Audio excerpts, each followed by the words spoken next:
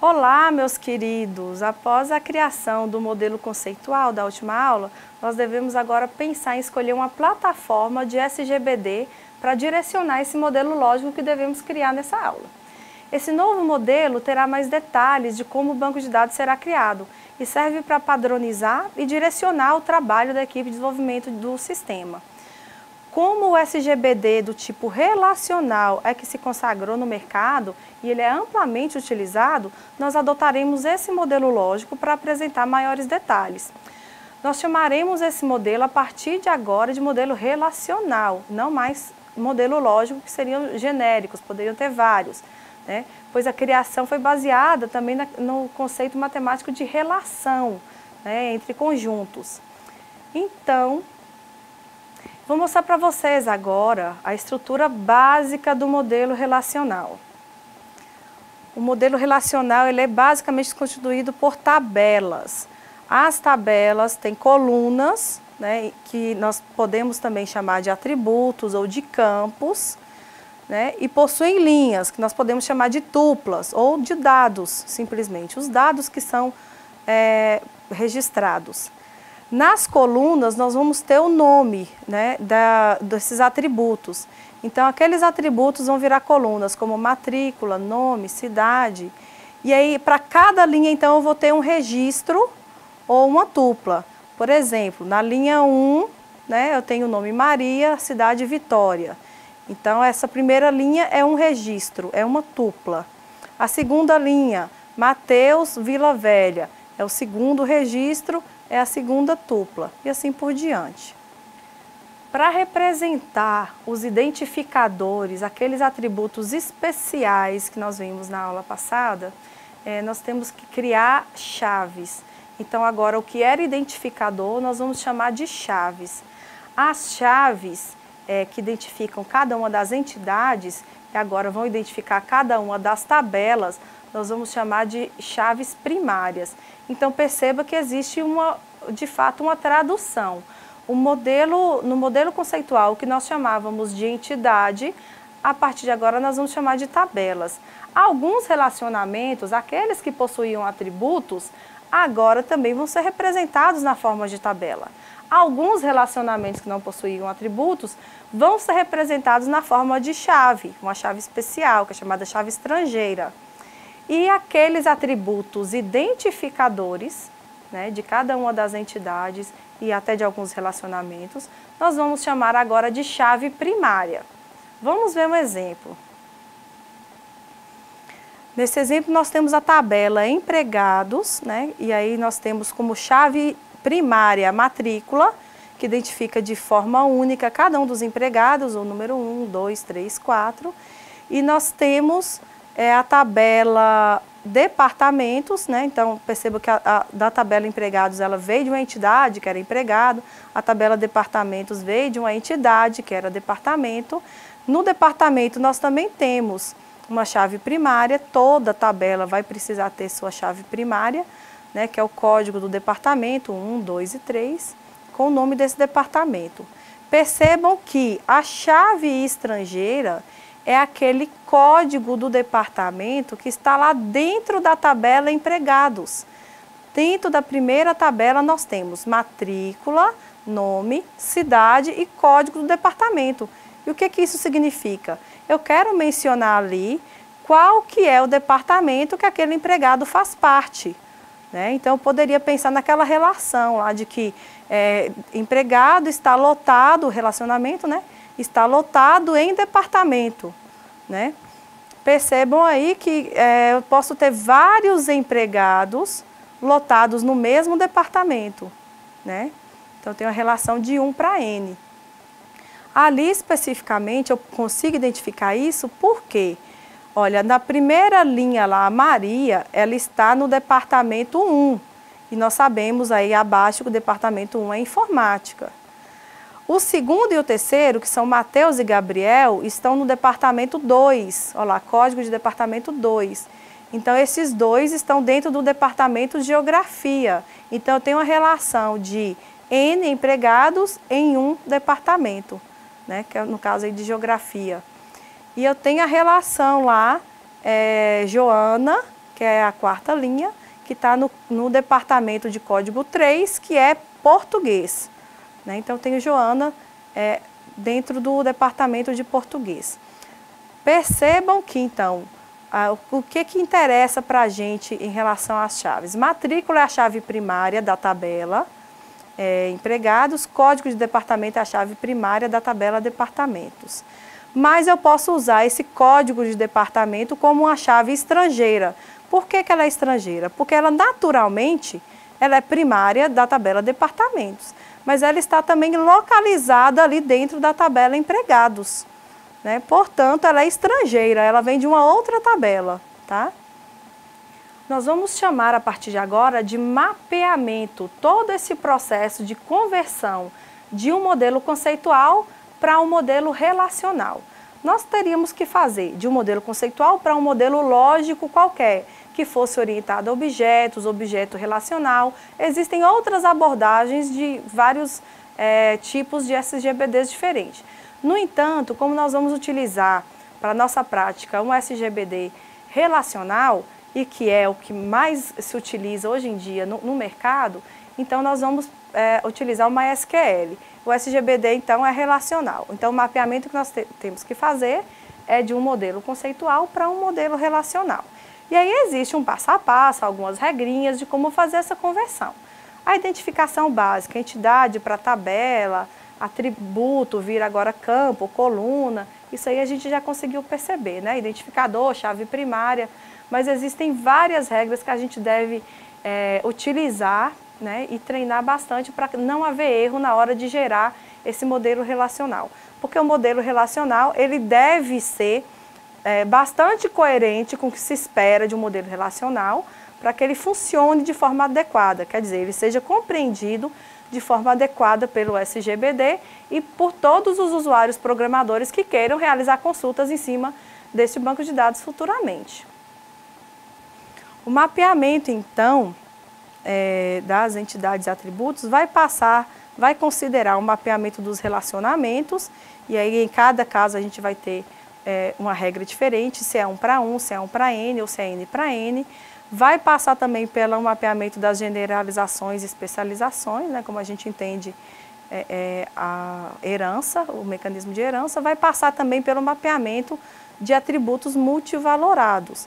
Então, para cada um desses casos, nós vamos ter regras de mapeamento. Basicamente, o que nós temos é que transformar agora, então, um modelo que era conceitual em um modelo relacional. Vamos verificar esse exemplo. Nós temos ali, no nosso caso de empregados e departamentos, ele já está na forma de tabela, que é como vai ficar no banco de dados em si. No entanto, nós vamos dizer que o modelo relacional é só a representação disso. Então, por exemplo, a tabela empregados eu poderia representar de forma relacional assim. Eu coloco o nome da tabela, entre parênteses o nome dos campos, né, ou das colunas, e sabendo que eu tenho matrícula, nome, cidade, código, departamento e a observação, que é código de departamento, nesse caso, referencia a tabela departamentos, né? Então, para lembrar de que se trata de uma chave estrangeira. E aí eu tenho também a tabela departamentos e dentro dela eu tenho os atributos código de departamento e nome do departamento. Então, esse meu destacado aí de vermelho seria esse esquema lógico, que aqui no caso para a gente é um esquema propriamente dito relacional. No relacionamento 1 para 1, vamos considerar o seguinte exemplo. Funcionários gerenciam projetos, né? Eu tenho que um funcionário gerencia nenhum ou no máximo um projeto. O projeto é gerenciado por mínimo 1 e máximo 1 funcionário. Então, essa é a relação. Como que ficaria o mapeamento disso para o modelo relacional? Nós vamos colocar lá a tabela funcionários, que possui os atributos matrícula, nome, cidade, data de admissão, né? A tabela projetos, que tem o código, nome, data de início, matrícula do gerente, sendo que Matrícula do gerente é uma chave estrangeira que referencia funcionários, a tabela funcionário, né? Então, essa restrição aí, matrícula gerente referencia funcionários, é que vai me garantir o relacionamento entre essas tabelas. Percebam que as entidades se transformaram em tabelas, os atributos se transformaram em campos, né, ou colunas, e o relacionamento vai ser essa chave estrangeira, matrícula gerente, referencia funcionários. No próximo caso, relacionamento 1 para N, nós temos, se eu disser que um funcionário poderia gerenciar mais de um projeto, então eu estou partindo do mesmo exemplo, eu também poderia referenciar, utilizar a mesma situação de chave estrangeira. Então, tanto no relacionamento 1 para 1, quanto no relacionamento 1 para N, eu posso simplesmente utilizar uma chave estrangeira. O detalhe aí é que, no caso de 1 para 1, a chave estrangeira poderia estar em qualquer uma das tabelas. Então, o que eu estou dizendo? Nesse caso, 1 para 1, eu poderia ter uma chave estrangeira fazendo referência, dentro de projetos, fazendo referência a funcionário, ou eu poderia ter uma chave estrangeira dentro de funcionário fazendo referência a projeto. Não interessa, porque simplesmente eu vou estar utilizando um registro para outro registro. Então, bastaria ter um código, né? Eu não posso usar os dois, mas bastaria utilizar uma chave estrangeira para poder representar o relacionamento. No caso do relacionamento 1 para N, é obrigatório que essa chave estrangeira seja do lado onde a cardinalidade é N. Então, percebam que o N está lá do lado da entidade de projetos. Então, a minha chave estrangeira vai ficar lá, dentro de projetos. Então, lá dentro de projetos, tem que ter uma chave estrangeira que faça referência a funcionários. Então, eu tenho lá dentro de projetos o código, nome, data de início, matrícula do gerente, sendo que matrícula do gerente referencia funcionários. Nesse caso de 1 para N, eu tenho que considerar sempre que a chave estrangeira vai estar do lado onde a cardinalidade é N. E por último, no relacionamento N para N, a regra é básica, é simples. Toda vez que eu tiver N dos dois lados na cardinalidade, eu gero uma nova tabela que vai receber as duas chaves estrangeiras. Então, nesse caso aí, se eu disser que eu posso ter um funcionário que gerencia vários projetos, mas eu posso ter um projeto sendo gerenciado por vários funcionários, vários gerentes em um mesmo projeto. Eu teria uma relação N para N. Nesse caso, eu teria a tabela funcionário, eu teria a tabela projeto, cada um com sua chave primária, mas com nenhuma estrangeira. Onde é que vão parar as chaves estrangeiras para representar o relacionamento? Eu crio uma nova tabela, ali foi dado o nome de gerenciam, mas é comum também essa nova tabela chamar funcionários _ projetos, funcionários projeto, FP ou coisas do tipo, né, de acordo com o padrão que você está adotando aí na sua base de dados, contanto que a ideia é que ela represente o relacionamento. Percebam que ela não era uma entidade, ela era um relacionamento N para N que se transformou em uma tabela. Essa nova tabela, ela vai ter matrícula e código, né, que são as chaves primárias da tabela anterior, agora como chave estrangeira, né, sendo que matrícula referencia funcionários, código referencia projetos. Como ela está aí sublinhada, as duas, significa que elas são também as primárias. Percebam que matrícula está sublinhada na tabela projeto, ela é a primária de projeto. Código está sublinhado, aliás, perdão, matrícula está sublinhada na tabela funcionários, ela é código de funcionário, chave primária. O código está sublinhado na tabela projetos, ela é chave primária de projetos. No caso da tabela gerenciam, matrícula e código junto, nós chamamos isso de chave primária composta, né? Por quê? Ela vai ser composta por dois campos, tá? Então, matrícula e código estão sublinhados. Mas além de matrícula e código serem juntos, uma chave primária composta, o campo matrícula é estrangeira e o campo código é estrangeira. sendo que matrícula referencia funcionários e o código referencia projetos. Nós temos também o caso de herança, que vai ser gerado a partir de um processo de especialização ou generalização, mas nesse caso nós teríamos algumas possibilidades que o caderno didático vai apresentar para vocês. Eu vou mostrar aqui o caso que eu acho mais interessante, mais eficiente, que proporciona maior economia de espaço, no caso de armazenamento, porque evita que eu tenha vários campos vazios, sempre sem preenchido e ao mesmo tempo sendo reservados, armazenados em disco rígido.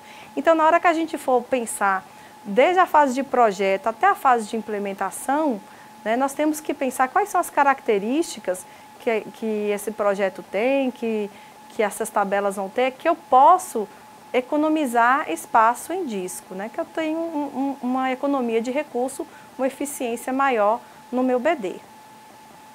Neste caso, aí eu tenho um exemplo de clientes, né, pessoas físicas e jurídicas, que já foi apresentado anteriormente. Então, eu tenho aí a tabela clientes e eu tenho a tabela pessoa física, né, que é clientes pessoa física, e a tabela clientes pessoa jurídica. Olha, perceba aqui, na tabela clientes, que é a mais genérica, eu tenho nome e endereço, porque o nome e endereço vai ser comum tanto para a pessoa física quanto jurídica, né? Então, quando eu for cadastrar o meu cliente, pessoa física, eu começo preenchendo lá em cima, no cliente, nome e endereço. E continuo preenchendo o cadastro em cliente, pessoa física, que vai ter também um código, CPF, carteira de identidade, sendo que o código vai referenciar quem? A minha tabela clientes. Perceba que aí que o código de clientes, pessoa física, ele é uma chave estrangeira porque ele referencia clientes e ele está sublinhado, então ele é também a primária do clientes pessoa física. Olha a mesma situação para outra tabela. Se eu estiver cadastrando uma pessoa jurídica como cliente, eu começo o cadastro lá em cima, o nome e o endereço dentro da tabela clientes e continuo o cadastro em clientes pessoa física, que vai ter um CNPJ, uma atividade principal. E esse código aí da pessoa física referencia a tabela clientes, quer dizer, ele vai possuir o mesmo código lá na tabela cliente, então ele é uma chave primária, porque está aí sublinhado, ele vai identificar aí de forma única, né, os registros de pessoa jurídica, mas também ele faz referência à continuação do cadastro que está lá dentro da tabela mais genérica, que é a tabela clientes. Uma outra situação de relacionamento que a gente, inclusive, ainda não viu e que pode ocorrer, né, com menor frequência, são os autorrelacionamentos. É quando eu tenho uma entidade que se relaciona com ela mesma. Tipo, funcionário gerencia funcionário. Vamos ver o exemplo.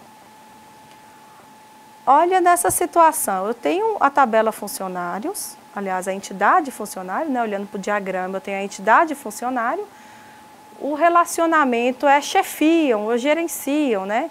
Então, eu posso fazer a pergunta indo e voltando para a mesma entidade, tipo, funcionário chefia, nenhum funcionário ou vários, eu tenho lá 0N, mas o funcionário é chefiado por mínimo 1, máximo 1, quer dizer, todo funcionário tem no mínimo 1 e no máximo 1 chefe. Ele tem obrigatoriamente que ter um chefe, então mínimo 1, mas ele não pode ter mais de 1, então máximo 1, né?